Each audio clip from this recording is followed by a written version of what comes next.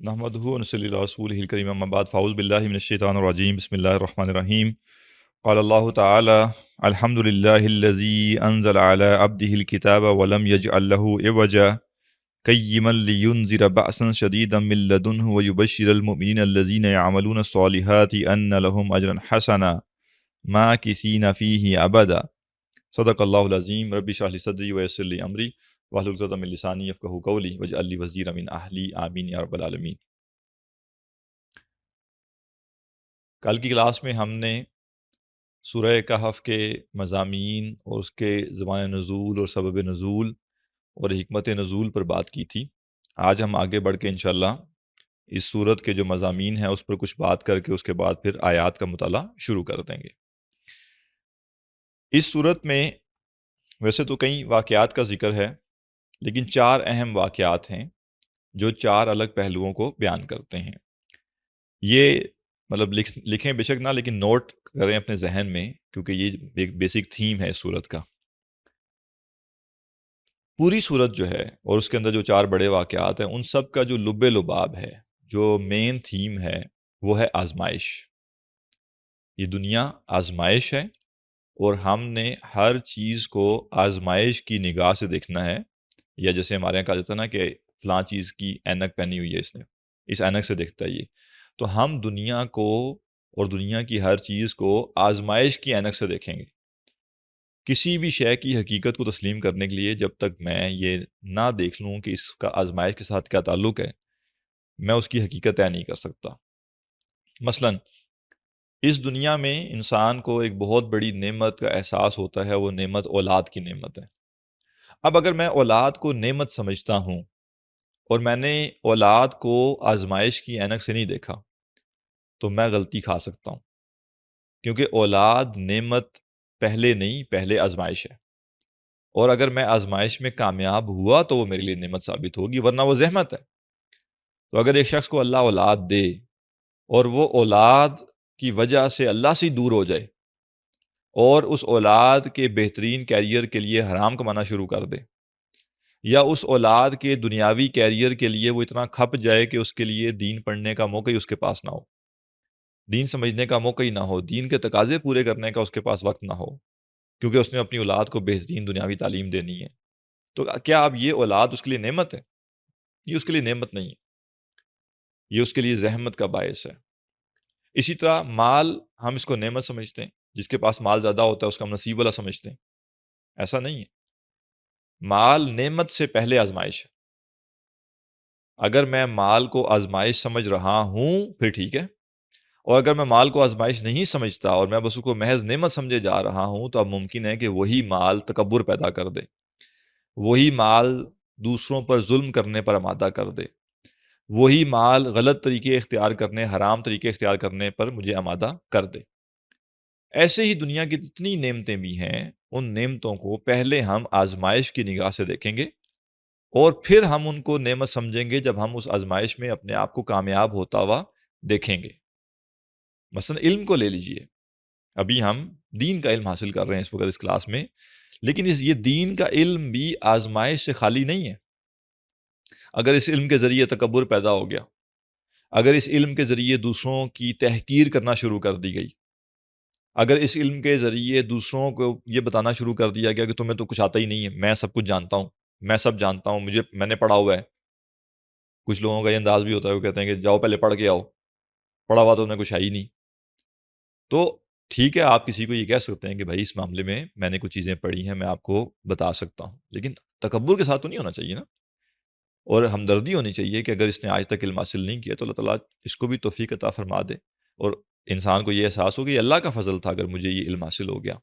لیکن اگر ایسا نہیں ہے اور میں اپنے علم پر اترا رہا ہوں، میں اپنے علم پہ تکبر کر رہا ہوں، یا میں فخر کر رہا ہوں، یا جیسے حدیث میں آیا نا کہ جس نے اللہ کی رضا والا علم اس لیے حاصل کیا تاکہ اسے دنیا کا فائدہ حاصل کرے، تو وہ جنت کی خوشبو بھی نہیں پائے گا۔ تو یہ سب کیا ہے؟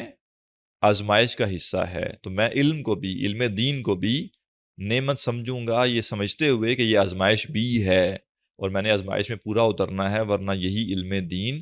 کیا جو علماء سو کی بات ہم نے کی، کیا ان کے پاس علم دین نہیں ہوتا ہے؟ پھر کیا ہوتا ہے؟ کیوں ناکام ہوتے ہیں وہ؟ کیوں برے علماء بن جاتے ہیں؟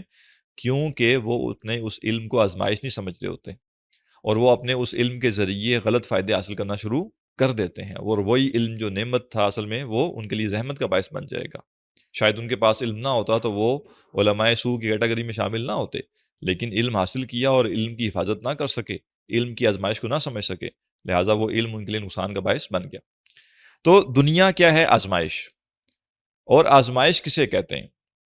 آزمائش کہتے ہیں کسی چیز کے ظاہر کا اس کے باطن سے مختلف ہونا، تاکہ دیکھنے والے کی پرکھ ہو سکے کہ وہ چیز کی حقیقت کو جا کے پہچانتا ہے یا ظاہر پر قیاس کر لیتا ہے۔ تو ہمیشہ جو آزمائش ہوتی ہے نا، وہ اپیرنٹلی نہیں دیکھی جا سکتی۔ مثلاً دو ملتی جلتی چیزیں کسی کے سامنے رکھی جاتی ہیں اور کہا جاتا ہے کہ بتائیں اس میں سے اصلی کون سی ہے۔ اب اگر بندہ یہ دیکھ کے طے کرتا ہے کہ ان دونوں میں سے ظاہری طور پہ زیادہ اچھی کون سی ہے، تو ہو سکتا ہے کہ جو جعلی چیز ہو وہ ظاہری طور پہ زیادہ اچھی ہو۔ یہی وجہ ہے کہ جو پروڈکٹس یا چیزیں جعلی ہوتی ہیں، کوشش کی جاتی ہے کہ ان کے ظاہر کو حسین بنایا جائے، کیونکہ ان کو پتہ ہے کہ اس سے ہم دھوکہ دے سکیں گے۔ دنیا کی حقیقت بھی یہی ہے کہ اصل میں چونکہ یہ آزمائش ہے، لہٰذا یہ دکھتی بہت زبردست ہے، بہت مزے کی لگتی ہے، بہت اچھی لگتی ہے، بہت اٹریکشن ہے اس کے اندر، لیکن اندر کیا ہے؟ اندر اس کے کچھ بھی نہیں۔ اندر یہ ہے کہ وہ انسان جو دنیا میں اکڑ رہا ہوتا ہے، اترا رہا ہوتا ہے، بڑے جھنڈے گاڑ رہا ہوتا ہے، ایک دن آتا ہے قبر میں پڑا ہوا ہوتا ہے، اس کا جسم جو ہے وہ مٹی ہو رہا ہوتا ہے، اور ایک وقت آتا ہے دنیا میں کسی کو پتہ ہی نہیں ہوتا کہ یہ فن خان صاحب بھی اس دنیا میں موجود تھے، جو کہ اب چلے گئے ہیں۔ لہٰذا یہ دنیا کی اصل حقیقت ہے، لیکن دکھ نہیں رہی، اتنی کھل کے واضح نہیں ہے۔ دکھ یہ رہی ہے کہ ہاں جی میرے پاس پیسہ ہے، میں بڑا فائدہ اٹھا رہا ہوں اس سے، میرے پاس طاقت ہے، میں اس سے بڑے فائدے اٹھا رہا ہوں، لیکن اصل حقیقت کیا ہے؟ وہ مخفی ہے۔ اور کیوں مخفی ہے؟ یہ دیکھنے کے لیے کہ لوگ اپنی عقل، اپنی سمجھ، اپنے شعور کو استعمال کرتے ہیں، یا وہ جو ظاہر میں دکھ رہا ہے اس کے پیچھے چلتے ہیں۔ تو جیسے انگلش کا بھی وہ ایک مقولہ ہے نا کہ ہر چمکتی چیز سونا نہیں ہوتی۔ اب ہم یہ سمجھیں کہ چیز جو ظاہر ہے وہی اس کی حقیقت ہے، تو پھر تو دھوکہ کھا جائیں گے۔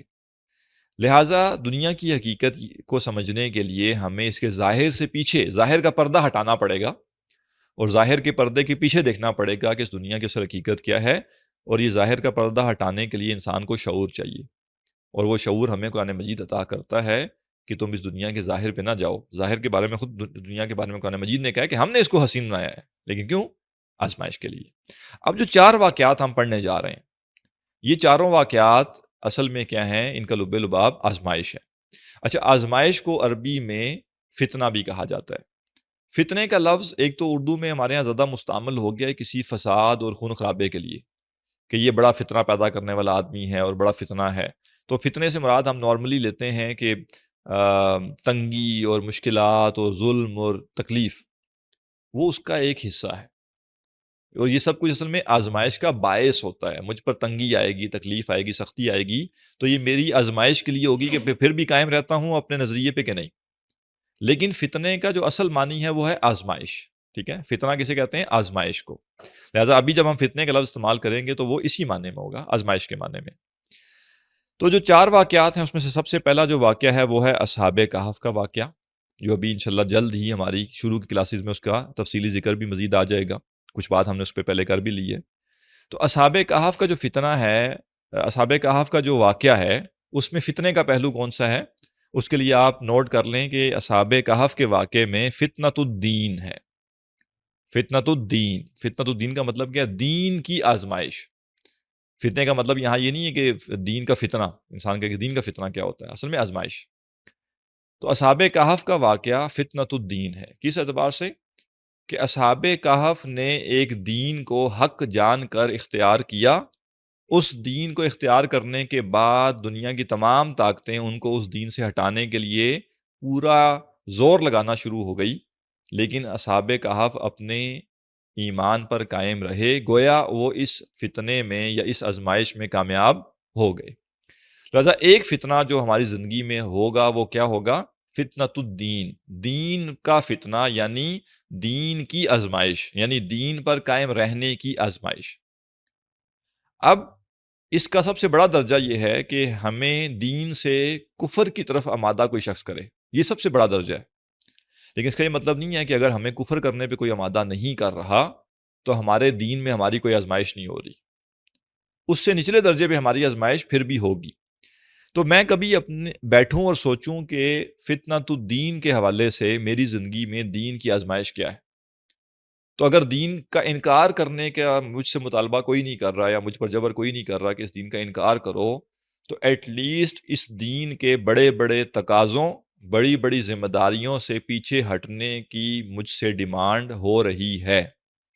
وہ ڈیمانڈ کرنے والے میرے گھر والے بھی ہو سکتے ہیں، وہ ڈیمانڈ کرنے والے میرے دوست احباب بھی ہو سکتے ہیں، وہ ڈیمانڈ کرنے والا یہ معاشرہ بھی ہو سکتا ہے جو خاموشی سے ڈیمانڈ کر رہا ہے، وہ ڈیمانڈ کرنے والی ریاست بھی ہو سکتی ہے جو کہ بغیر کہے یہ ڈیمانڈ کر رہی ہو کہ تم دین کے فلاں فلاں تقاضے پورے نہ کرو. کوئی بھی ہو سکتا ہے. اور وہ ڈیمانڈ کرنے والا میرا نفس بھی ہو سکتا ہے جو مجھے کہتا ہے کہ کیا اتنی مشکل میں پڑو گے، چھوڑو اس مسئلے کو اور یہ کام چھوڑ دو دین کا. خیر ہے، فلاں حاجی صاحب بھی تو دیکھو نا، وہ بھی تو نہیں کرتے، تم بھی نہ کرو گے تو کیا ہو جائے گا. لہٰذا فتنۃ الدین پہلا معاملہ.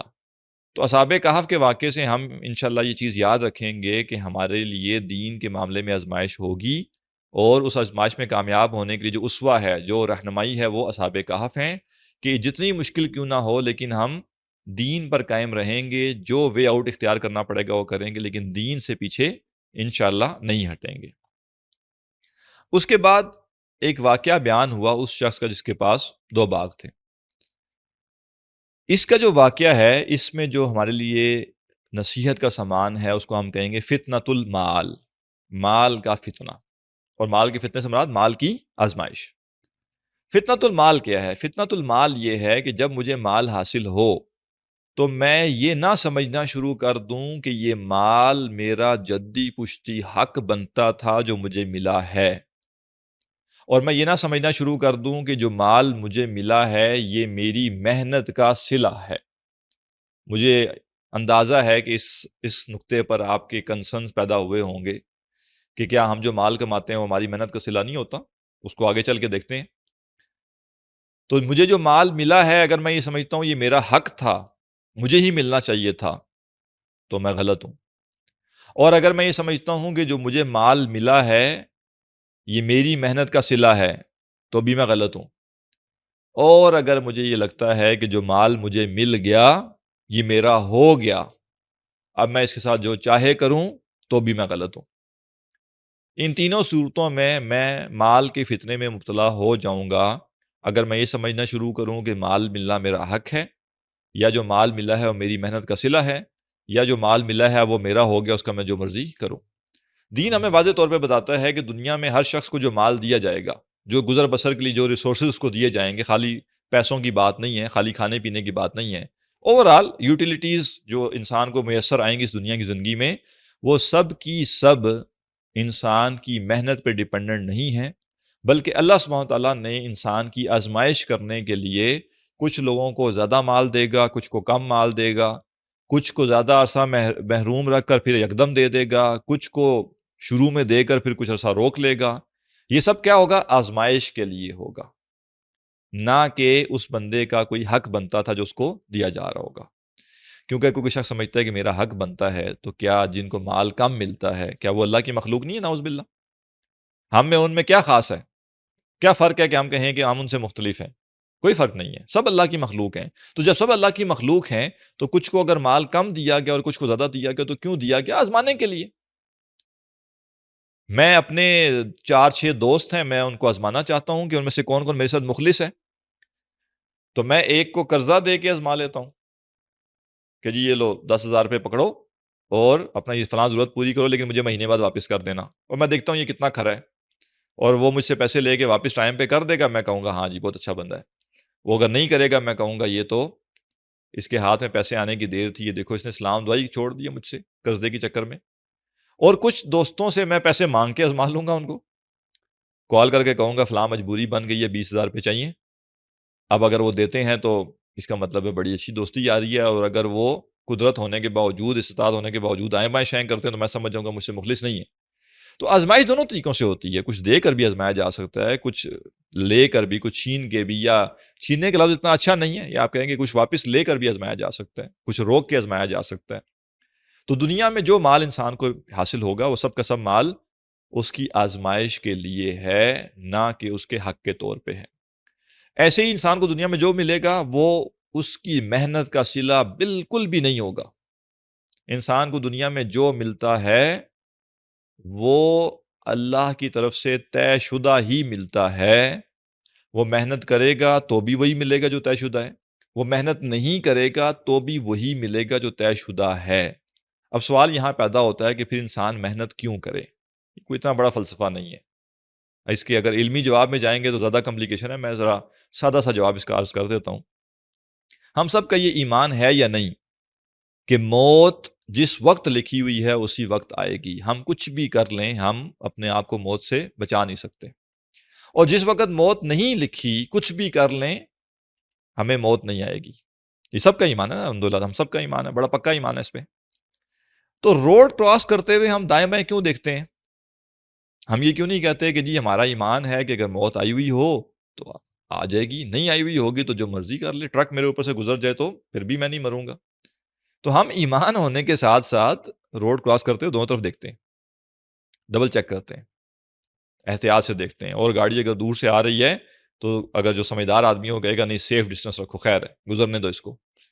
تو کیونکہ ایمان کے ساتھ ساتھ ہمیں کیا پتہ ہے کہ دنیا اسباب کی دنیا ہے، اور مجھے یہ نہیں پتا کہ میری جو زندگی اس وقت لکھی ہے وہ یہ جو میں ایک سبب اختیار کر رہا ہوں وہ اس سبب کے ساتھ لکھی ہوئی ہے کہ میں جاؤں گا، میں روڈ پہ دونوں طرف دیکھوں گا اور میں جو ہے احتیاط سے روڈ پار کروں گا، اور میری زندگی ابھی باقی ہے۔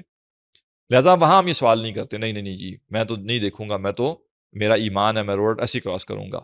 یا ہم یہ نہیں کرتے کہ جی میرا ایمان ہے لہٰذا میں 10 منزلہ بلڈنگ سے چھلانگ مارتا ہوں نیچے، تو اگر اللہ نے میری موت نہ لکھی ہوئی تو میں بچ جاؤں گا، اور اگر اللہ نے میرا وقت پورا کر دیا ہوا تو میں مر جاؤں گا۔ تو ہم یہاں سمجھتے ہیں بہت اچھے طریقے سے کہ اللہ کا طے کیا وہ اپنی جگہ پہ ہے، لیکن اللہ نے ہمیں حکم کیا دیا ہے کہ تم سبب اختیار کرو، لیکن کہیں یہ نہیں کہا کہ تمہارا سبب جو ہے وہ لازماً رزلٹ دے گا۔ اللہ چاہے گا رزلٹ دے گا، اللہ چاہے گا نہیں دے گا۔ لہٰذا پہلی بات تو یہ بالکل کلیئر کر لیجئے کہ مجھے اندازہ ہے آپ میں سے شاید سوال و جواب میں کچھ لوگ مجھے آیتیں بھی کوٹ کریں کہ نہیں نہیں دیکھیں قرآن یہ کہتا ہے کہ انسان جو ہے وَأَنَّ لَيْسَ لِلْإِنسَانِ إِلَّا مَا سَعَىٰ، کہ انسان کے لیے نہیں ہے مگر وہی جس کی اس نے کوشش کی۔ تو سمجھ لیجئے کہ اس آیت کا تعلق آخرت کے لیے، دنیا کے لیے نہیں۔ ہاں آخرت میں انسان کو وہی ملے گا جو اس نے کوشش کی ہے۔ ایسا نہیں ہوگا کہ انسان کفر اختیار کرے تو اس کو آخرت میں جنت مل جائے، وہاں پہ انسان کو وہی ملے گا جو دنیا سے وہ کما کر لے کر گیا ہوگا۔ ہاں اللہ تعالیٰ فضل کرے گا کہ اس کو اس کی نیکیوں کا بدلہ بہت زیادہ دے دے گا، لیکن ایسا نہیں ہوگا کہ انسان کفر اختیار کر کے جائے، اللہ کی نافرمانی کر کے جائے اور وہاں جا کے اس کو انعام جو ہے وہ بالکل اس کے عمل کے خلاف مل جائے، ایسا نہیں ہوگا۔ تو لہٰذا قرآن و حدیث میں کہیں ہمیں یہ نہیں ملتا کہ دنیا میں انسان کو جو مال ملے گا یا جو کچھ اس کو دنیا میں یوٹیلیٹیز ملیں گی وہ اس کی محنت کا صلہ ہو۔ اور آخری بات اس میں کہ ہم اپنے مشاہدے سے یہ طے کر سکتے ہیں کہ دنیا میں ہمیں جو کچھ ملتا ہے اس کا ہماری محنت سے لینا دینا نہیں ہے۔ ظاہراً اگر دھوکہ ہو رہا ہے تو یہ وہی آزمائش والی بات ہے۔ اگر بظاہر آپ کو لگتا ہے کہ ایک بندے نے بڑی محنت کی اور وہ بڑا آگے بڑھ گیا اور ایک بندے نے زیادہ محنت نہیں کی اور وہ پیچھے رہ گیا، تو یہ ایک نظر کا دھوکہ ہے، ورنہ اگر آپ غور کریں گے تو آپ کو زیادہ مثالیں وہ ملیں گی جہاں پہ لوگوں نے محنت زیادہ نہیں کی لیکن ان کو زیادہ مل گیا، اور وہ لوگ جنہوں نے محنت کم کی ان کو زیادہ ملا، اور جنہوں نے بہت زیادہ محنت کی ان کو زیادہ نہیں ملا۔ مثلاً ایک طالب علم ہے جو کہ 16 سال تعلیمی کیریئر میں کھپتا رہا اور بڑا زور لگایا اس نے، اور اس کے بعد بمشکل جو ہے وہ ایک اس کو جاب ملی اپنے ملک میں، وہ ایک جاب کرتا رہا، بس اس کے پاس ریسورسز ہی نہیں تھے، نہ کبھی کاروبار کرنے کے ریسورسز تھے نہ کچھ اور تھا۔ اور ایک اور شخص تھا وہ بس ایسے ہی گھومتا پھرتا کھاتا پیتا رہتا تھا، دھکا مار مار کے اس نے جو ہے وہ کسی طریقے سے اپنی ڈگری پوری کی، لیکن چونکہ بڑے بھائی جان انگلینڈ ہوتے تھے تو بڑے بھائی جان نے ڈگری پوری ہوتے ہی ویزا ادھر سے بھجوا دیا اور پیسہ کھلا تھا، اور بڑے بھائی جان نے چھوٹے بھائی جان کو جو ہے وہ انگلینڈ بلا لیا، تو یہ صاحب اب انگلینڈ پہنچ گئے، مزے کر رہے ہیں۔ اب سوال یہ کہ کہاں محنت کہاں ہے اس کی بیچ میں؟ بڑے بھائی جان کا پیسہ ہے، بڑے بھائی جان کے لنکس ہیں، اور چھوٹے بھائی جان مزے کر رہے ہیں۔ اسی طرح ایک شخص ہے بہت محنتی ہے اور کاروبار کرنے کے لیے ایڑی چوٹی کا زور لگاتا ہے، لیکن کیا اس کو کاروبار میں نقصان صرف محنت نہ کرنے کی وجہ سے ہوگا؟ یہ تمام تر محنت کے باوجود کہیں نہ کہیں اس کی آزمائش بھی تو ہونی نا، اللہ تعالیٰ آزمائے گا اس کو کہ دیکھتے ہیں اس کا ایمان مجھ پر ہے یا کاروبار پر ہے۔ اس کو نقصان دے کے آزمایا جائے کیا کرتا ہے یہ. لہٰذا بڑے بڑے محنتی مخلص قابل لوگ کاروبار میں نقصان اٹھاتے ہیں، اور کتنے لوگ ایسے ہیں جو محنت تو نہیں کرتے لیکن جسے ہم کہتے ہیں کہ بس چانس لگ گیا ان کا. سب سے بڑی بات یہ ہے کہ انسان کو جو وراثت ملتی ہے اس میں اس کی کیا محنت ہے. کسی کے ابا جی نے جو جائیدادیں بنائی تھی اس میں محنت بندے کی کیا ہے. اب ایک بندے کے ابا جی نے بہت ساری جائیدادیں بنائی ہیں اور وہ اس کو خوب مال دے کر گئے ہیں وراثت میں، اور ایک بندہ جو کہ جس کے والد صاحب جو ہیں ان کے پاس صرف ایک سائیکل ہی تھی سوراب کی، اور وہی وراثت میں دے کر گئے. تو اب سوال یہ پیدا ہوتا ہے کہ کیسے طے کریں گے ہم کہ یہ جو جس کے پاس صرف سوراب کی سائیکل آئی ہے وراثت میں، تو کیا اس کی وہ محنت کم تھی؟ نہیں، ایسا نہیں ہے.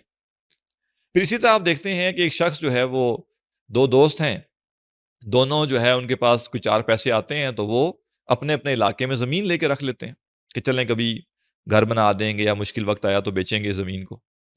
لیکن کیا ہوتا ہے کہ ایک نے جو زمین خریدی تھی اس زمین کے قریب کوئی سوسائٹی بن گئی یا کوئی مین روڈ گزر گئی وہاں سے، اس کے تو وہم و گمان میں بھی نہیں تھا کہ کبھی ایسے یہاں سے کوئی روڈ گزرے گی، اس نے تو بس ایسے لے لی تھی اور اس کی زمین کی قیمت 10 گنا بڑھ گئی. اور دوسرا شخص جس نے ہو سکتا ہے بڑی سوچ و بچار کر کے بھی زمین لی ہو، لیکن وہاں جو بھی کوئی ڈیولپمنٹ ہونی تھی، اگر کوئی روڈ گزرنی بھی تھی تو وہ منصوبہ ہی کینسل ہو گیا، حکومت نے اس کا روٹ ہی چینج کر دیا اس روڈ کا، اور اس کا وہ پلاٹ وہیں کا وہیں پڑا رہ گیا. تو اب کہاں محنت کا فرق ہے؟ کوئی محنت کا فرق نہیں ہے.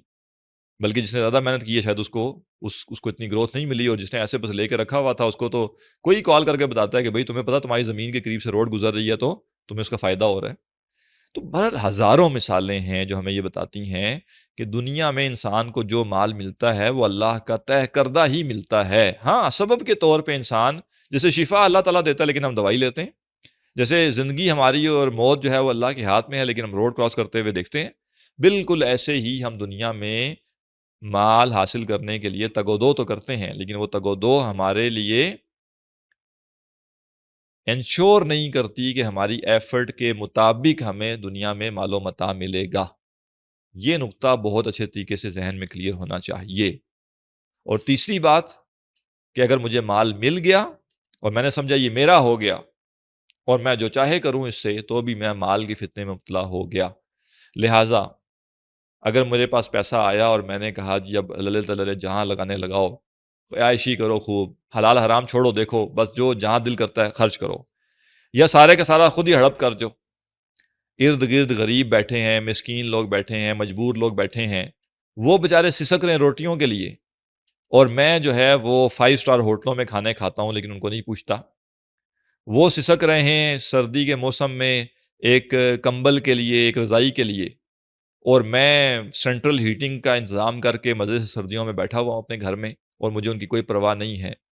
تو دین ہمیں واضح طور پہ بتاتا ہے کہ اب پھر تمہاری خیر نہیں ہے. اگر تم نے مال کا یوں استعمال کیا کہ تمہیں لگا یہ تمہارا ہے جو مرضی کرو، ایسا نہیں. مال امانت ہے. دنیا میں ہمیں جو ملے گا وہ امانت ہے. کیوں؟ آزمائش کی گئی، دیکھا گیا کہ یہ شخص کیا کرتا ہے. سادی سی مثال اگر میں عرض کروں کہ 100 لوگ موجود تھے کسی جگہ پہ، ان 100 لوگوں نے کھانا کھانا تھا.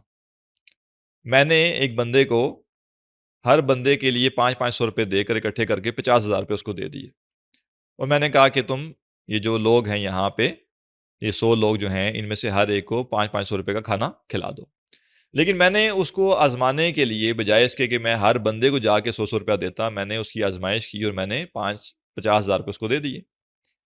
اب اگر وہ جاتا ہے اور وہ رستے میں اس کی نیت بدل جاتی ہے، لالچ آ جاتا ہے، اس کی آنکھیں چمک اٹھتی ہیں، اور وہ ان ساروں کو 100 روپے کا کھانا دے کر 400 روپے اپنی جیب میں رکھ لیتا ہے، 40,000 روپے جیب میں رکھے اور 10,000 روپے کا ان کو کھانا کھلا کے کام نکال دیا.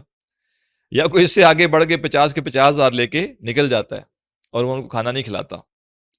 تو آپ کے نزدیک یہ شخص کیا اچھا شخص ہے؟ یا جو پیسے وہ ساتھ لے کر نکل گیا یہ اس کے تھے؟ نہیں، اس کی آزمائش تھی. کوئی اس کو پرکھنا چاہ رہا تھا. مثلا بالفرض میں نے اس کے ساتھ کروڑوں روپے کے معاملات ڈیل کرنے تھے، میں نے اسے ایک ایسی ذمہ داری پہ بٹھانا تھا جہاں پہ اس نے کروڑوں روپے کے معاملات کی ذمہ داری سنبھالنی تھی. تو میں نے کہا میں پہلے 50,000 روپے دے کے تو دیکھوں. یہ 50,000 روپے میں ہی کھرا ثابت نہ ہو سکا تو یہ کروڑوں روپے کے معاملات کیسے طے کرے گا؟ ایسے ہی دنیا میں اللہ سبحانہ وتعالیٰ نے انسان کی آزمائش کی اور اس کو کچھ لوگوں کو وافر مال دے دیا اور کچھ کو کم دیا، اور آزمائش یہ کی کہ دیکھتے ہیں کہ یہ شخص کیا کرتا ہے. یہ سمجھتا ہے کہ مجھے جو مال دیا گیا ہے اس میں میری ضرورت کا میرا تھا، مجھے اپنے اوپر استعمال کرنا تھا، اور باقی مال مجھے دوسروں کی ضرورتوں پر خرچ کرنا تھا. یا یہ سارا خود ہی ہڑپ کر جاتا ہے، اس پہ سانپ بن کے بیٹھ جاتا ہے. لہذا قرآن مجید تکرار سے بار بار کہتا ہے کہ خرچ کرو اللہ کی راہ میں، خرچ کرو اللہ کی راہ میں، خرچ کرو قرابت داروں پر، یتیموں پر، مسکینوں پر، مسافروں پر، محتاجوں پر. کیوں کہتا ہے؟ اگر میرا مال ہے تو میں کیوں خرچ کروں گا؟ نہیں. وَمِمَّا رَزَقْنَاهُمْ يُنْفِقُونَ، اس مال میں سے جو ہم نے ان کو دیا وہ خرچ کرتے ہیں، اللہ کا دیا ہوا ہے. ہم صرف امانت دار ہیں، اور امانت میں سے اگر اللہ نے ہمیں یہ گنجائش دی ہے کہ چلو تم اپنے کھانے پینے پہ بھی خرچ کرو، اپنے بیوی بچوں پہ بھی خرچ کرو، اپنے بہن بھائیوں پہ، اپنے والدین پہ خرچ کرو، اور اپنے دائیں بائیں پڑوسیوں پہ، محلے داروں پہ، یتیموں مسکینوں پہ بھی خرچ کرو.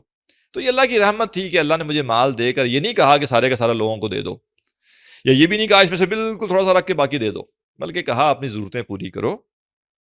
ضرورتیں پوری کرنے کے بعد یہ سوچو کہ میرے دائیں بائیں ایسے لوگ ہیں جن کی بیسک ضرورتیں ہی نہیں پوری ہو رہی.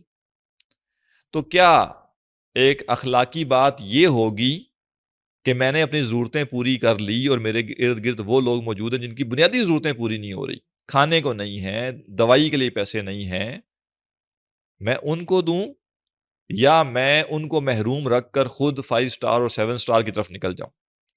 تو ہمیں ہمارا ضمیر کیا بتاتا ہے؟ تو دل پہ ہاتھ رکھیں گے تو دل بڑا سادہ طریقے سے بتا دے گا کہ نہیں. بات تو یہ سمجھ آتی ہے کہ اگر میرے پاس گھر ہے، میں مزے سے روزانہ کھانا پینا کر لیتا ہوں، میرے پاس لباس بھی ہے، میرے پاس علاج کے لیے پیسے بھی ہیں، اور اب مزید کچھ پیسے بچ گئے ہیں کام کرنے کے بعد، تو یہ مناسب بات نہیں ہے کہ وہ مزید میں اپنے ہی اوپر خرچ کروں، بلکہ مجھے یہ دیکھنا پڑے گا کہ میرے دائیں بائیں جو لوگ ہیں، اگر کسی کے پاس کھانے کو نہیں ہے میں کھانے کو دے دوں، کسی کے پاس پہننے کے لیے کچھ نہیں ہے میں پہننے کے لیے دے دوں، کسی کے پاس علاج کا مسئلہ ہے میں علاج کے لیے دے دوں، تو دوسرے لوگوں پر بھی میں خرچ کروں. اور میں سوچوں کہ اگر اللہ نے مجھے اس طریقے سے آزمایا ہوتا تو میں کیا چاہتا. اگر ہم میں سے کسی کو تنگی سے آزما لیا جائے تو کیا ہم یہ چاہیں گے کہ سیٹھ وڈیرے جو ہیں وہ سارا کچھ خود ہڑپ کر جائیں؟ ہم تو یہ چاہیں گے کہ اتنا پیسہ اس بندے کے پاس ہے، اس کو یہ خیال کیوں نہیں آتا اپنے کھانے پینے کے بعد تھوڑا سا باقیوں کا بھی خیال کر لے. تو لہٰذا مال کیا ہے؟ امانت ہے. تو یہ 3 چیزیں اگر میں نے سمجھ لی کہ جو مال ملا ہے وہ میرا حق نہیں بنتا تھا، جو مال ملا ہے وہ میری محنت کا صلہ نہیں تھا، اور جو مال ملا ہے وہ میرا نہیں ہو گیا بلکہ وہ میرے پاس امانت ہے، تو میں اس آزمائش میں فتنۃ المال میں کامیاب ہو گیا. اور اگر ایسا نہیں تو میں ناکام ہو گیا. تو جو 2 باغوں والے شخص کا قصہ ہے، یہ شخص اس فتنے میں ناکام ہو گیا. ناکام کیسے ہوا؟ کہ اس نے کہا کہ یہ سب جو ہے یہ میری محنت کا صلہ ہے اور یہ میرا ہے، اور میں کیوں اس میں سے کسی کو دوں، لہذا میں نہیں دیتا. اور اللہ سبحانہ تعالیٰ نے جو مال اس کو دیا تھا، جو اس کو لگ رہا تھا کہ اس کا ہے، اجاڑ دیا سب کچھ. اجڑنے کے بعد اس کو سمجھ آئی، لیکن سمجھ وہ ہوتی ہے جو وقت سے پہلے آئے، وقت گزرنے کے بعد نہیں. ایک شخص کے والدین حیات ہوں اور وہ ان کی خدمت نہ کرے، مرنے کے بعد پھر ان کے سب کو سمجھ آ جائے کہ والدین کی کیا قدر ہے، لیکن پھر موقع ہاتھ سے نکل گیا، اپرچونٹی گئی. تو سمجھنا ہے وقت پہ. سمجھ تو فرعون کو بھی غرق ہوتے ہوئے آ گئی تھی کہ رب العالمین کون ہے، لیکن وہ سمجھ دنیا میں چاہیے تھی نا. جب موسیٰ علیہ السلام اس کو دعوت دے رہے تھے تب اگر وہ قبول کرتا تو بڑے مقامات حاصل کر لیتا. ہمیں بھی اپنی زندگی میں جو سمجھنا ہے وقت پہ سمجھنا ہے، دیر سے نہیں. آج سمجھ آتی تو آج سمجھیں، کل کا انتظار نہ کریں، کل شاید دیر ہو جائے. تیسرا قصہ ہے حضرت موسیٰ علیہ السلام کا اور حضرت خضر کا. موسیٰ علیہ السلام کے ساتھ ایک خاص معاملہ پیش آیا تو اللہ سبحانہ تعالیٰ نے ان کو ایک تربیت کے لیے ایک ان کو ٹاسک دیا، اور ٹاسک یہ تھا، ایک اسائنمنٹ دے دی کہ تم سفر کرو اور فلاں ایک علاقہ ہے جہاں 2 دریا آپس میں ملتے ہیں، وہاں تم جاؤ گے تو تمہارے ساتھ ایک خاص واقعہ پیش آئے گا. تمہاری مچھلی جو ہے وہ پانی میں چلی جائے گی تمہارے اس سامان سے نکل کر. وہاں تم ہمارے ایک بندے سے ملو گے اور اس سے وہ تمہیں کچھ چیزیں سکھائے گا اور تم اس سے سیکھو. تو یہ جو آزمائش تھی، یہ اس کو ہم کہیں گے فتنۃ العلم، علم کی آزمائش. اللہ سبحانہ تعالیٰ موسیٰ علیہ السلام کو یہ سمجھانا چاہ رہا تھا کہ علم جسے اللہ دیتا ہے اس کے پاس ہوتا ہے. لہٰذا اللہ نے آپ کو نبوت دی، رسالت دی ہے، لیکن کل علم آپ کو نہیں دے دیا. اور اللہ کے ایسے بندے بھی ہیں جن کو اللہ نے کچھ ایسا علم دیا ہے جس علم تک آپ کی رسائی نہیں ہے، اور یہ سمجھانے کے لیے، یہ تربیت کرنے کے لیے آپ کو بھیجا گیا. اور وہ بندے جن کے ذریعے یہ تربیت کرنا مقصود تھی وہ حضرت خضر تھے، جن کو ہم عرف عام میں حضرت خضر کہتے ہیں۔ تو موسیٰ علیہ السلام نے سفر کیا اور ایک شاگرد کے طور پہ ان کے ساتھ رہے اور کچھ معاملات سمجھنے کی کوشش کی، اور کچھ جگہوں پہ ان کے معاملات سمجھنے میں دقت پیش آئی، اور وہ کلیریفیکیشن پہ حضرت خضر نے بعد میں کی ہے۔ تو حضرت موسیٰ اور حضرت خضر کے واقعے میں جو ہمارے لیے نصیحت ہے وہ کیا ہے کہ علم بھی ایک آزمائش ہے، اور اصل علم والا وہی ہے جسے اللہ تعالیٰ علم عطا کر دے، اور کبھی بھی اپنے علم کی بنیاد پہ اکڑنا نہیں چاہیے، تکبر نہیں کرنا چاہیے، دوسروں سے سیکھنے کو چھوڑنا نہیں چاہیے۔ تو وہ علم جو تکبر پیدا کر دے، وہ علم جو دوسروں سے علم حاصل کرنے سے روک دے، اور وہ علم جو کہ اپنے بڑائی کا زوم پیدا کر دے بندے کے اندر، یہ علم اصل میں نقصان دہ ہے، اور گویا اس فتنے میں انسان ناکام ہو گیا۔ علم کے فتنہ یعنی فتنۃ العلم میں کامیاب ہونے کا طریقہ کیا ہے کہ انسان علم کے جو بھی ذرائع ہیں ان سے علم حاصل کرے، اپنے علم کو اللہ تعالیٰ کی نعمت سمجھے، اللہ تعالیٰ کا فضل سمجھے، اور کسی بھی صاحب علم سے علم حاصل کرنے میں اس کو آر نہ ہو، اور اپنے علم کے حوالے سے کسی قسم کا تکبر اس کے اندر پیدا نہ ہو۔ آخری جو واقعہ ہے، چوتھا واقعہ ہے، وہ ہے ذوالقرنین کا واقعہ۔ ذوالقرنین کون تھے؟ تفسیر میں جب جائیں گے انشاءاللہ آخر میں تو دیکھیں گے ان کے بارے میں کیا کیا آ رہا ہیں، لیکن جو بات معلوم ہے، جو بات جس پہ سب متفق ہیں، وہ یہ ہیں کہ یہ ایک حکمران تھے، ایک بادشاہ تھے، ایک فرما روا تھے، اور اللہ نے بہت بڑی طاقت ان کو عطا کی تھی، بہت بڑی سلطنت ان کو عطا کی تھی، لیکن اتنی طاقت اتنی سلطنت جو ہے اس کے باوجود وہ اللہ کے مطیع و فرما بردار رہے، وہ ایمان پہ قائم رہے۔ تو یہ جو آزمائش ہے اس کو کہا جائے گا فتنۃ الملوکیہ، فتنۃ الملک کہہ لیں، فتنۃ الملوکیہ کہہ لیں، کہ بادشاہت کی آزمائش، اتھارٹی کی آزمائش، عہدے کی آزمائش، اختیار کی آزمائش۔ تو دنیا میں ہماری آزمائش میں سے پہلی کیا ہوگی؟ فتنۃ الدین، دین کے معاملات میں آزمائش۔ نمبر 2 فتنۃ المال، مال کے ذریعے آزمائش۔ نمبر 3 فتنۃ العلم، علم کے ذریعے آزمائش۔ اور نمبر 4 فتنۃ الملوکیہ، پاور، طاقت، دبدبہ، روب، اختیار، اتھارٹی، عہدہ۔ یہ سب جب ہمیں ملے اور ہمیں لگنے لگے کہ ہم ہی ہم ہیں، تو ہم فتنے میں مبتلا ہیں۔ اور اگر ہمیں یہ ملے اور ہمیں لگے یہ امانت ہے، یہ اللہ کا دیا ہوا ہے، اللہ نے آزمائش کے لیے دیا، اللہ جب چاہے گا واپس لے لے گا، اور اللہ اس کے بارے میں پوچھے گا کہ میں نے اس اقتدار، عہدے، ذمہ داری کا کیا کیا؟ میں نے اس طاقت کے ذریعے عدل اور انصاف کیا؟ میں نے اس طاقت کے ذریعے جس کا حق بنتا تھا اس کا حق دیا؟ یا میں نے اس طاقت کے ذریعے لوگوں پر ظلم کیا، جبر کیا، لوگوں کے حق مارے؟ کیا کیا؟ یہ میری آزمائش ہے۔ اگر مجھے یہ یاد رہا اور میں نے اپنے آپ کو بچائے رکھا اس طاقت، اس عہدے کے غلط استعمال سے، اور میں اللہ کا مطیع و فرما بردار رہا، اور میں نے اس عہدے، اس طاقت کا استعمال ایک ذمہ داری کے طور پہ کیا، اور میں نے کسی کمزور کا حق نہیں مارا، کسی مضبوط کو فیور نہیں دی، تو میں کامیاب ہو گیا۔ اور اگر ایسا نہیں ہوا تو میں ناکام ہو گیا۔ بڑا پیارا واقعہ ہے۔ حضرت ابوبکر صدیق رضی اللہ تعالیٰ عنہ جب خلیفہ بنے تو بڑا پیارا ایک آپ نے جملہ کہا خطاب کرتے ہوئے۔ آپ نے کہا تم میں سے ہر کمزور طاقتور ہے جب تک میں اسے اس کا حق دے نہ دوں، اور تم میں سے ہر طاقتور کمزور ہے جب تک میں اس سے واپس لے نہ لوں چیز۔ یعنی یہ ہمارے ہاں تو الٹا طریقہ ہے نا، ہمارے ہاں ہر کمزور جو ہے وہ کمزور ہے، اور ہر طاقتور طاقتور۔ فرمایا نہیں، ایسا نہیں۔ جو کمزور ہے اصل میں وہ طاقتور ہے، کیونکہ وہ فریاد کہاں کرے گا؟ اللہ کے حضور۔ اس کی داد رسی کہاں کی جائے گی؟ اللہ کے ہاں۔ اس کا مقدمہ کہاں کھلے گا؟ اللہ کے ہاں۔ لہذا فرمایا کہ تم میں سے ہر کمزور شخص جو ہے وہ میرے نزدیک طاقتور ہے، جب تک اس کو میں اس کا حق ادا نہ کر دوں تو میرے اوپر ایک ذمہ داری ہے۔ اور ہر طاقتور کمزور ہے جب تک میں اسے حق لے نہ لوں۔ کوئی کسی کا مال لے کے سمجھے کہ میں بڑا طاقتور ہوں، میں جاگیردار ہوں، میں سرمایہ دار ہوں، میں سیٹھ وڈیرا ہوں، فرمایا میرے نزدیک تم کمزور ہو۔ طاقت تمہاری تمہیں لگ رہا ہوگا طاقت ہے، لیکن وہ میرے نزدیک طاقت نہیں ہے، کیونکہ میں تو تم سے جو تم نے کسی کا حق مارا ہوا ہے وہ لے کر رہوں گا۔ تو یہ اصل چیز ہے کہ میں نے اپنے طاقت اقتدار کا استعمال حقدار کو حق دینے کے لیے کرنا ہے، نہ کہ کمزور سے حق چھیننے کے لیے۔ اور میں نے اپنے اقتدار کا استعمال ظالم کا ہاتھ روکنے کے لیے کرنا ہے، اس کو ظلم سے روکنا ہے، اور اس کو دوسروں کا نقصان کرنے سے روکنا ہے، اور مظلوم کا ساتھ دینا ہے، مظلوم کی حمایت کرنی ہے۔ اگر میں یہ نہیں کر رہا تو میں اپنی طاقت، اپنے عہدے، اپنے اقتدار کا جو استعمال ہے وہ غلط کر رہا ہوں، اور میں فتنۃ الملوکیہ میں ناکام ہو گیا ہوں۔ اس صورت میں جو حضرت ذوالقرنین تھے ان کے بارے میں اللہ تعالیٰ فرماتا ہے کہ نہیں، وہ کامیاب ہوئے۔ اتنی بڑی سلطنت ہم نے ان کو عطا کی، لیکن وہ سلطنت نے ان کو کوئی تکبر ان کے اندر پیدا نہیں ہونے دیا، وہ عاجز رہے، اللہ کے مطیع و فرما بردار رہے۔ تو یہ 4 بڑے واقعات ہیں جو کہ اس صورت میں ہیں، اور ہم نے ان کو سمجھ لیا کہ یہ پوری صورت کا تھیم کیا ہے؟ آزمائش، جو قرآن کا اصل تھیم ہے، بڑا تھیم ہے۔ اور آزمائش کو سمجھانے کے لیے 4 بڑے غیر معمولی واقعات بیان کیے گئے، اور وہ 4 قسم کی آزمائشوں کو بیان کرتے ہیں: فتنۃ الدین، فتنۃ المال، فتنۃ العلم، اور فتنۃ الملوکیہ۔ اس صورت کے نزول کے حوالے سے ایک واقعہ ہے کہ جب سوال آپ سے کیے گئے 3 سوال کل ہم نے دیکھے تھے۔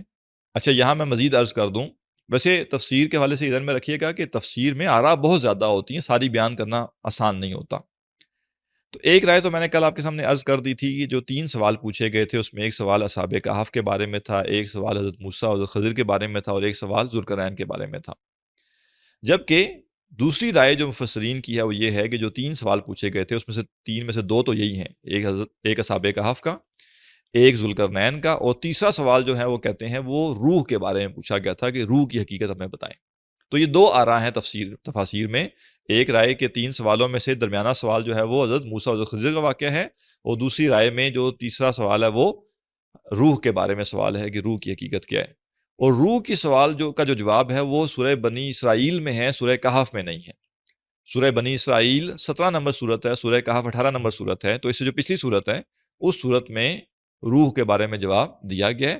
جبکہ دوسرا طبقہ جو مفسرین کا وہ کہتا ہے کہ نہیں، سوال جو 3 تھے اس میں روح نہیں تھی، بلکہ اس میں حضرت موسیٰ حضرت خضر کا واقعہ جو ہے اس کے بارے میں سوال تھا، واللہ اعلم۔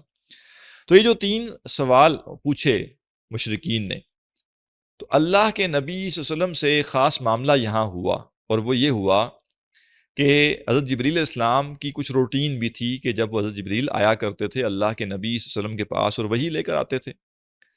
تو سمجھنے کے لیے میں عرض کر رہا ہوں کہ جیسے بالفرض وہ جمعے کے دن آتے ہیں اگر، اور سوال جو پوچھا گیا بالفرض یہ جمعرات کے دن پوچھا گیا، تو اللہ کے نبی صلی اللہ علیہ وسلم نے سوال کے جواب میں فرمایا کہ تم کل آنا، کل میں تمہیں اس کا جواب دے دوں گا۔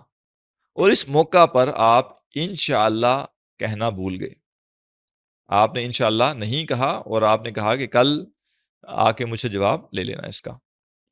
اب ہوا یہ کہ اگلے دن حضرت جبریل نہیں آئے، بعض روایات میں ہے کہ 3 دن نہیں آئے، بعض روایات میں کہ 7 دن نہیں آئے، بعض روایات میں یہ بھی ہے کہ 15 دن نہیں آئے۔ دیکھیے اللہ تعالیٰ اپنے نیک بندوں کی آزمائش کیسے کرتا ہے، یہ ہے آزمائش کی حقیقت۔ کہنے کو اتنے نیک، اتنے بلند عظیم مرتبے پر فائز ہیں آپ کہ اللہ سبحانہ و تعالیٰ اتنی معمولی سی چیز جو ہے اس کو درگزر فرما دیتا، لیکن ایک بڑا پیارا جو ایک مصرع ہے ایک شعر کا کہ جن کے رتبے ہیں سوا ان کی سوا مشکل ہے۔ دنیا میں جو اصول کار فرما ہے وہ یہ ہے کہ جن کے رتبے بلند ہیں ان کی آزمائش بھی بلند ہے، اور جن کے بارے میں یہ توقع ہے کہ وہ اعلیٰ مقامات پر فائز ہوں گے، اگر ان کی چھوٹی چھوٹی کوتاہیوں کو اگنور کیا جائے گا تو وہ ان کی چھوٹی چھوٹی کوتاہیاں جو ہوں گی وہ ان کے رتبے کو کم کریں گی۔ لہٰذا ایک تو طبقہ وہ ہوتا ہے نا جو کسی طرح سے مار دھڑ کر کے 33 نمبر پورے کرتا ہے، تو ان کو تو فرق نہیں پڑتا 33 ہیں، 35 ہیں، 36 ہیں، 38 ہیں۔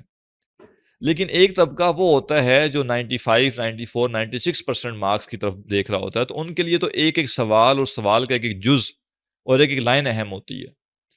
تو اللہ تعالیٰ کے جو نیک اور جو ہے مقرب بندے ہوتے ہیں، ان کے لیے اللہ تعالیٰ کا معاملہ یہ ہوتا ہے کہ وہ ہلکی سی خطا پہ بھی، ہلکی سے سہو پہ بھی وہ ان کو الرٹ کرتا ہے، اور اللہ تعالیٰ چاہتا ہے کہ یہ اتنی کوتاہی بھی نہ کریں، اور تاکہ وہ جو عظیم ترین مقام ہے ان کا وہ یہ حاصل کر کے رہیں۔ تو اس موقع پہ یہ ہوا کہ اللہ کے نبی صلی اللہ علیہ وسلم نے جو انشاءاللہ نہیں کہا تو اللہ تعالیٰ نے نصیحت کے لیے، تعلیم کے لیے، تربیت کے لیے اگلے کئی دن وہی نازل نہیں کی۔ اب آزمائش کیا ہوئی؟ مشرکین روز آ رہے ہیں، ٹھٹے اڑا رہے ہیں، مذاق کر رہے ہیں اور کہہ رہے ہیں دیکھو جی ہم نہ کہتے تھے یہ جواب نہیں دے پائیں گے، ہم نہیں کہتے تھے یہ ایسے ہی اپنے پاس سے ساری باتیں کرتے ہیں نعوذ باللہ۔ اور اللہ کے نبی صلی اللہ علیہ وسلم فرما رہے ہیں کہ دیکھو وہی نہیں آئی اور میں جواب اپنے پاس سے تو دے نہیں سکتا، وہی آئے گی تو جواب دیا جائے گا۔ اور 15 دنوں کے بعد پھر برل وہی دوبارہ نازل ہوئی اور اس وحی میں یہ سوالوں کے جواب دیے گئے۔ اور اسی لیے آپ دیکھیں گے کہ ہم جب پڑھیں گے سورت کو تو اس میں آئے گا کہ کوئی کام تم یہ نہ کہو کہ تم کرو گے مگر انشاءاللہ لازمی کہو کہ اگر اللہ نے چاہا تو یہ کام ہوگا۔ کتنا ہی آپ کو یقین کیوں نہ ہو کہ آپ کوئی کام کر لیں گے، ایمان بھی ہو اور دل میں یا زبان سے انسان ادا بھی کرے کہ یہ کام انشاءاللہ اگر اللہ چاہے گا تو یہ کام ہوگا ورنہ یہ کام نہیں ہوگا۔ تو یہ بھی ایک پس منظر ہے سورہ کہف کے حوالے سے۔ پھر سورہ کہف کا سورہ بنی اسرائیل جو اس سے پچھلی صورت ہے اس کے ساتھ جوڑا ہونے کا تعلق بھی ہے۔ یہ فینومینا کیا ہے صورتوں کا جوڑا ہونا، اس کو بھی سمجھ لیجئے۔ قرآن مجید مربوط کلام ہے، یہ ایسے رینڈم نہیں ہے نعوذ باللہ کہ بس ایک صورت ہے پھر دوسری صورت ہے، ایسا نہیں۔ قرآن مجید مربوط کلام ہے، ہر آیت دوسری آیت سے مربوط ہے، کنیکٹڈ ہے، انٹر لنکڈ ہے، ہر صورت اگلی صورت کے ساتھ انٹر لنکڈ ہے۔ لہٰذا سورہ بنی اسرائیل اور سورہ کہف کا جو ہے آپس میں ایک جڑا ہونے کا تعلق ہے، اور قرآن مجید کی وہ صورتیں جن کا آپس میں جڑا ہونے کا تعلق ہے ان کی خاصیت یہ ہوتی ہے کہ دونوں صورتوں میں کئی باتیں مشترک ہوتی ہیں، کامن ہوتی ہیں، اور کچھ باتیں ہوتی ہیں جو دونوں کی مختلف ہوتی ہیں اور وہ آپس میں ایک دوسرے کو کمپلیمنٹ کرتی ہیں۔ تو سورہ بنی اسرائیل اور سورہ کہف جو جوڑا ہونا ہے، ان کا جوڑا ہونے کی شکل ہے وہ کیسے ہے کہ دونوں صورتیں 12 رکوع پر مشتمل ہے، یعنی دونوں کے اندر رکوع 12 ہیں۔ دونوں میں جو آیات ہیں تقریباً ایک جیسی ہیں، سورہ کہف میں 110 آیات ہیں، سورہ بنی اسرائیل میں 111 آیتیں ہیں، ایک آیت کا فرق ہے دونوں میں۔ اسی طرح ایک اور بڑی دلچسپ بات ہے کہ دونوں صورتوں میں قصہ آدم و ابلیس بیان ہوا۔ قرآن مجید میں 7 مرتبہ حضرت آدم کا ذکر ہوا اور جو ابلیس کا معاملہ ہوا تھا جب ابلیس نے ان کو سجدہ نہیں کیا اور وہ سب معاملہ ہوا، تو اس کو کہتے ہیں قصہ آدم و ابلیس۔ تو یہ قصہ قرآن مجید میں 7 مرتبہ ریپیٹ ہوا ہے، اور 7 میں سے 2 مرتبہ کہاں آیا؟ سورہ بنی اسرائیل میں اور سورہ کہف میں۔ تو دونوں صورتیں جو ہیں ساتھ ساتھ اکٹھی ہیں اور دونوں میں قصہ آدم و ابلیس ہے۔ مزید دلچسپ بات یہ ہے کہ دونوں صورتوں کا جو 7واں رکوع ہے، دونوں صورتوں میں 7واں رکوع ہی قصہ آدم و ابلیس ہے، بالکل درمیان میں۔ اور مزید دلچسپ بات یہ ہے کہ دونوں صورتوں کا جو 7واں رکوع ہے اس کی پہلی آیت سیم ہے۔ جو آیت سورہ بنی اسرائیل کے 7ویں رکوع کی پہلی آیت ہے وہی آیت سورہ کہف کی بھی 7ویں رکوع کی پہلی آیت ہے۔ تو یوں دونوں صورتیں جو ہیں ان کا آپس میں ایک ربط ہے، اور کچھ چیزیں ان کی مختلف بھی ہیں، وہ انشاءاللہ جب پڑھتے جائیں گے سورہ کہف کو تو وہ ساتھ ساتھ دیکھتے جائیں گے۔ اور ایک آخری نقطہ آج کی کلاس کا یہ ہے کہ سورہ بنی اسرائیل کا اختتام ہو رہا ہے ایک حکم کے ساتھ، اور وہ حکم کیا ہے؟ وہ حکم یہ ہے، سب سے آخری آیت میں، سورہ بنی اسرائیل کی سب سے آخری آیت میں فرمایا وَقُلِ الْحَمْدُ لِلَّهِ، اور کہو کہ کل حمد اللہ کے لیے ہے، یعنی حکم دیا گیا وَقُلْ، اور کہو الحمد للہ، کل حمد اللہ کے لیے۔ اور سورہ کہف کا آغاز ہو رہا ہے اس حکم کی تعمیل سے، اور وہ کیا ہے؟ الحمد للہ الذی انزل علی عبدہ الکتاب۔ تو کس لحاظ سے آپس میں انٹر کنیکٹڈ ہیں کہ جس جگہ اختتام ہو رہا ہے سورہ بنی اسرائیل کا، اس اختتام میں جو آخری حکم ہے وہ حکم تعمیل ہو رہی ہے اس کی سورہ کہف کو پڑھتے ہی، اور انسان سورہ کہف کو الحمدللہ سے اس کا آغاز کر رہا ہے۔ تو یہ چند نکات مزید تھے سورہ کہف کے حوالے سے، انشاءاللہ مزید ہم آگے اسی طرح چلتے جائیں گے، اور ہماری کوشش ہوگی کہ جو ہمارا گیون ٹائم ہے اس کے اندر انشاءاللہ ہم اس کو مکمل کریں۔ جس حد تک سورت کے تعارف کو اچھی طرح سمجھ لیں گے سورت کو پڑھنا اور بہتر ہو جائے گا۔ اگر فوراً سے آگے جائیں گے تو پھر چیزیں بہت زیادہ رینڈم ہو رہی ہوں گی اور ایسے منظر ہمارے سامنے واضح نہیں ہوگا۔ اس لیے شروع میں ہم تفصیل پہ زیادہ بات کر رہے ہیں، لیکن پھر انشاءاللہ جب آیات کو پڑھنا شروع کریں گے تو چیزوں کو کنیکٹ کرنا اور لنک کرنا بہت آسان ہو جائے گا۔ سوال جو ہیں وہ کر سکتے ہیں اب آپ۔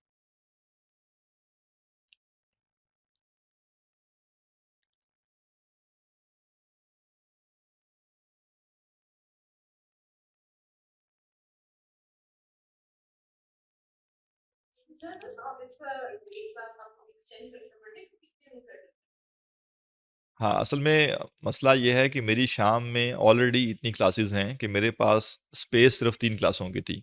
تو ابھی بھی جو ہے وہ پونے 6 سے 6:30 پھر ایک کیمپس میں کلاس ہوتی ہے، پھر اس کیمپس سے ٹریول کر کے دوسرے کیمپس آنا ہوتا ہے، وہاں پہ تقریباً 7:30 سے لے کے 8:25 تک کلاس ہوتی ہے، اور بس 5 منٹ جو ہیں مجھے ایک کلاس روم سے دوسری جگہ جانے کے لیے ہوتے ہیں، اور میں 8:30 بجے کلاس شروع کر دیتا ہوں۔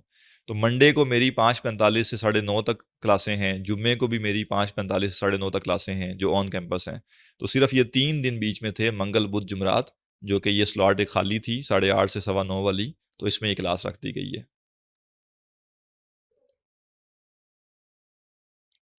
البتہ وعلیکم السلام۔ جی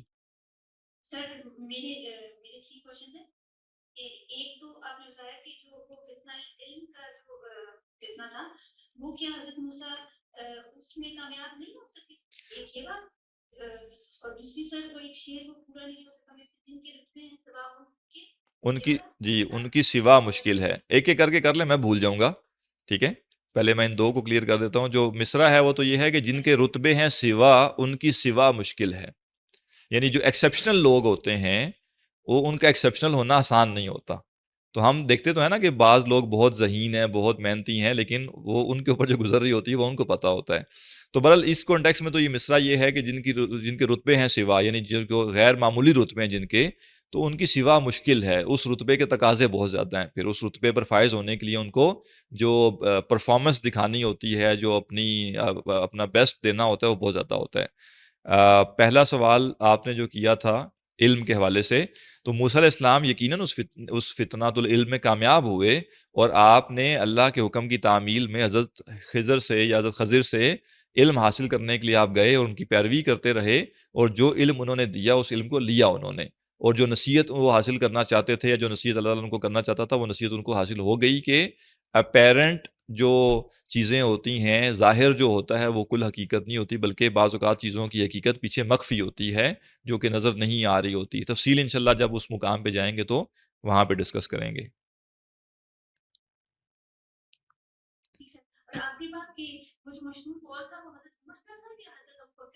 حضرت ابو بکر کا، حضرت ابو بکر کا تھا۔ جی وعلیکم السلام۔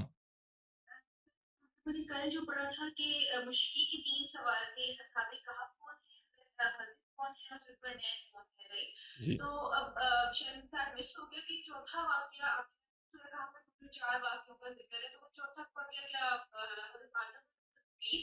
نہیں نہیں، چوتھا جو ہے نا وہ ایک شخص جس کے پاس 2 باغ تھے، اور اس کا ایک دوست تھا جو کہ ایمان والا تھا، اور وہ اس کو کچھ نصیحت کر رہا تھا، تو اس کو کہتے ہیں 2 باغوں والے کا واقعہ۔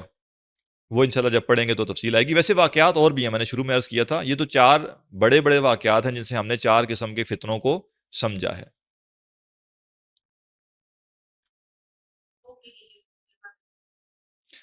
جی فتنۃ الدین میں آپ نے سٹارٹ میں آپ نے دین پہ قائم رہنے کی آزمائش کے حوالے سے ایک بات کی تھی، وہ مس ہو گئی کنیکشن کی وجہ سے۔ اب مجھے کیسے یاد ہوگا کہ میں نے وہ بات کیا کی تھی؟ میں تو بہت ساری باتیں کی تھی، تو یہ اب مجھے یعنی سمجھ نہیں آ رہی کہ وہ کون سی بات کی آپ بات کر رہی ہیں، تو اس لیے